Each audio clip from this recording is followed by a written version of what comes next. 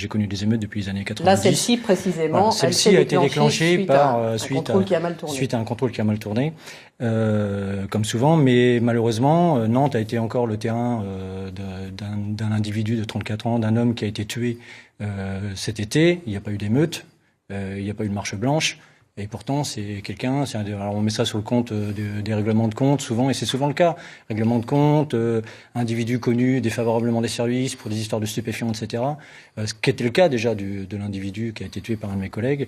C'est-à-dire que la violence, la grande violence, elle est en augmentation à Nantes. Les coups de feu sur Nantes, quand on les répertorie, c'est quand même un des phénomènes nouveaux, moi, que je vois sur Nantes depuis quelques années que je suis sur la région. On a une quarantaine de coups de feu répertoriés sur ces 4 dernières années. C'est en train de monter en puissance dans l'intensité et la gravité. On en a répertorié 12 depuis le début de l'année. Et c'est dû à quoi ? C'est dû à des phénomènes, je pense, de stupéfiants, beaucoup, qui montent en puissance. C'est dû aussi peut-être, je sais pas, il y a plein de phénomènes qui peuvent faire que la délinquance monte d'un cran. Après, la présence policière, je pense, le fait d'avoir déserté certains quartiers en termes de sécurité et de missions régaliennes de l'État qu'on a déserté clairement. Je veux dire, 10 000 policiers en moins au niveau national, ce qui a répercuté à peu près 25 à 30% d'effectifs en moins sur une agglomération comme Nantes. C'est la même. Ça en se fait, ressent. Il y a une économie parallèle, une économie souterraine dans certains quartiers, alors à Nantes comme dans d'autres grandes villes, Philippe Boussion. Et puis, je pense qu'il faut à un moment arrêter l'hypocrisie sur la lutte sur les stupéfiants, qui est un débat national aussi. C'est que quand on fait faire des économies, donner des milliards qui partent sur de l'argent virtuel en bourse, etc. Bon, voilà, personne n'en voit la couleur. L'argent de la drogue, c'est 50 € par jour donnés à un jeune pour faire le guet. C'est ce que lui donnent pas ses parents. Des fois, c'est même lui qui fait vivre la famille. Cet argent-là, il se retrouve aussi. C'est argent sale, soi-disant, mais cet argent-là, il se retrouve dans la boulangerie du coin, dans l'épicerie du coin, dans le bureau de tabac du coin. Il fait vivre tout un quartier, mais il fait pas vivre que les familles qui seraient trafiquants, etc. Donc on laisse faire, vous dire que sciemment, on laisse faire, l'État laisse faire parce que cette économie est très importante. Le sentiment des policiers, c'est qu'on nous fait écoper la lutte contre les stupéfiants parce qu'il faut une façade. La réalité, c'est quand on voit les moyens qu'on met sur la lutte contre les stupéfiants, les collègues qui s'en occupent, ou quand on voit qu'on va nous faire une lutte, même les collègues qui sont spécialisés dans la lutte des stupéfiants, on leur fait faire du ramassage sur des petites quantités, mais il n'y a aucun patron, à cause de l'outil statistique, qui travaille vraiment sur le trafic.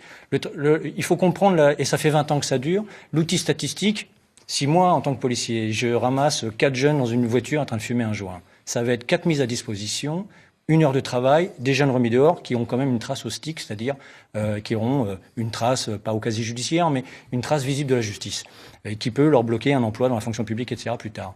Par contre, si je mets tout mon service sur le Pablo Escobar nantais pendant 6 mois et que je fais tomber tout un trafic, j'aurais eu 1 heure de travail à 4 policiers d'un côté, 4 bâtons, et je vais avoir pour 6 mois de travail tout un service qui aura travaillé, 1 bâton. Mais quel est le commissaire de police qui travaillerait sur le trafic aujourd'hui ? Vous nous dites... La statistique police, c'est que la sécurité et l'insécurité est devenue et chaque fois instrumentalisée en période d'élection politique. Et donc, on est sur une politique à court terme parce qu'il faut des résultats à court terme. Sauf que la lutte contre le stupéfiant, la police, d'ailleurs, on le retrouve à tous les échelons, à tous les niveaux en investigation aujourd'hui sur laquelle la police nationale a été recentrée. Et il faut une police du temps long, que ce soit de la plainte où il faut prendre le temps d'écouter les gens, mais aujourd'hui, les policiers qui prennent des plaintes ont un chronomètre dans le dos en disant voilà, c'est 10 minutes par personne. Et donc, des fois, il est plus facile de prendre une plainte, même quand il n'y a pas de motif d'infraction, que d'expliquer pendant 45 minutes à une personne âgée qu'il n'y a pas de motif, mais de l'écouter. Donc aujourd'hui, on laisse plus le temps. On laisse plus de sentiments d'insécurité. On ne laisse plus le temps long aux policiers de travailler. Donc, il ne peut pas y avoir de résultat parce qu'on n'a pas le temps long en investigation. Mais c'est valable aussi sur la voie publique. On le voit. Un motard sur le bord de la route qui va lutter contre des comportements dangereux. Pas rentable, on va mettre des radars automatiques partout. Donc tout est comme ça, une question de rentabilité, d'efficience, c'est les mots qu'on entend tout le temps, rentabilité, efficience, politique du chiffre. Et en effet, dans les quartiers, c'est une politique du temps long, ce ne sera pas une politique à court terme. Et il faut donner les moyens à la police sur le temps long. Philippe Boussion ? Si on doit parler de police de sécurité du quotidien, je pense qu'il C'est la police de proximité qui porte pas son nom, dont on nous empêche de prononcer le nom d'ailleurs. Mais c'est qui avait été mise en place, qui a été enlevée sous Nicolas Sarkozy. Qui est relayée par les habitants. C'est exactement la même chose. Et ça, c'est résolu le problème. Non, à la différence, ça a déjà été tenté. On a déjà essayé les commissariats dans les quartiers. Alors, il faudrait se poser la question du commissariat dans le quartier, qui en effet avec une population de policiers qui connaissent bien les acteurs, les délinquants, les citoyens.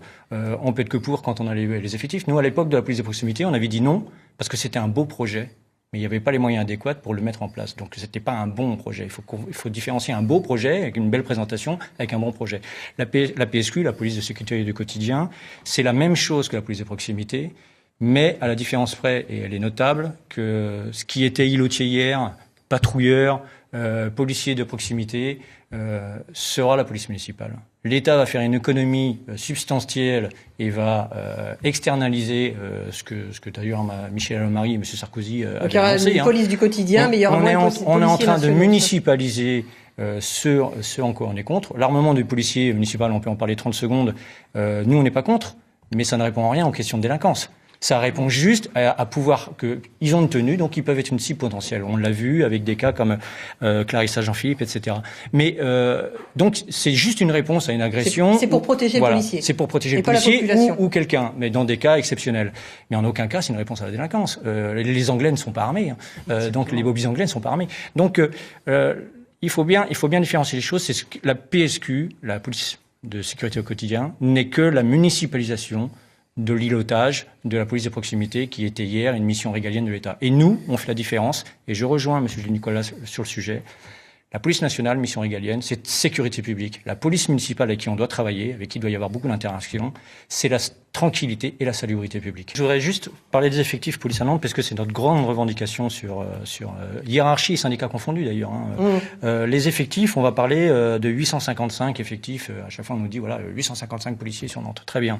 La réalité des effectifs, c'est que les nuits de semaine, une nuit normale, c'est 38 policiers pour toute l'agglomération. C'est 38 policiers pour 440 000 habitants. Les dimanches, quand il y a la patrouille la police secours qui est la seule à travailler le dimanche, on a complètement diminué ces effectifs de police secours, ce qu'on appelle nous les brigades de roulement ou le service général, ceux qui répondent aux appels 17. On est passé des brigades de 40 à 20.